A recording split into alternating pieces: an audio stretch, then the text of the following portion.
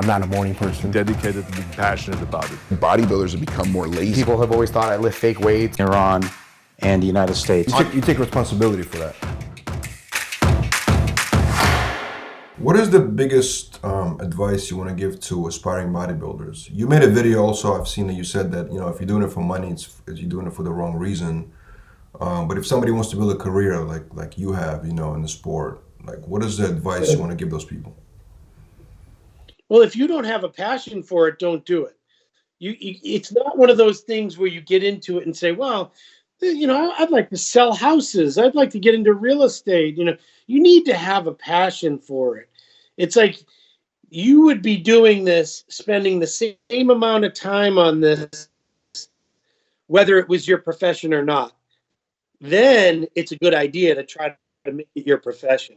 So I lived my entire life every day getting up and doing cardio, planning all my meals, eating clean, training every day for 30 years. It just so happened that I was able to get paid for certain aspects of it. I never really thought of it as a way to make money.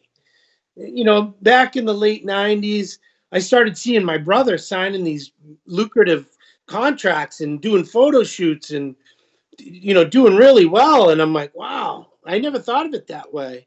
And plus, he was a pretty boy. I wasn't that pretty boy. So I knew I wasn't signing fitness model gigs. I was always shorter and thicker and, but there was a niche for what I did. And I was able to get contracts. I was able to get the magazine contracts and guest appearances. And, it was in contest winnings. There were a few years where I made more money than I had ever dreamt of making through bodybuilding. That's for sure, But if you're doing it to make money, it's not, money can't be your first motivation.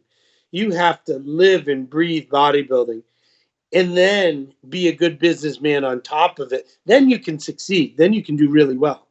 But if you're only good at the marketing part and you don't have a physique or you don't have knowledge, you don't have access to other people, then you're not going to do too well. You're going to have a combination of everything.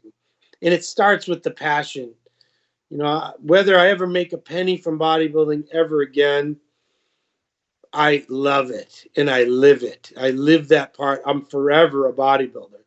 One of the greatest compliments I've ever gotten was at the gym yesterday. A lady about 70 years old coming out of the locker room sees me and she goes, "Whoa." She goes, "You look amazing. That's hard work." And I'm thinking, I said, "Thank you." That's an old lady that has no idea what I do. And, where someone else might be like, "Oh, look at this steroid guy." She doesn't think like that. She thinks hard work. So that was a huge compliment to me. And that's the way I live my life and always will. I live and breathe bodybuilding. It's gotten to me where I am. It's gotten me through a lot of tough times. It's my go-to as a stress reliever, to bring my life back into order. So I need it, like I need oxygen. So, if you have that kind of passion, you can do something in this industry.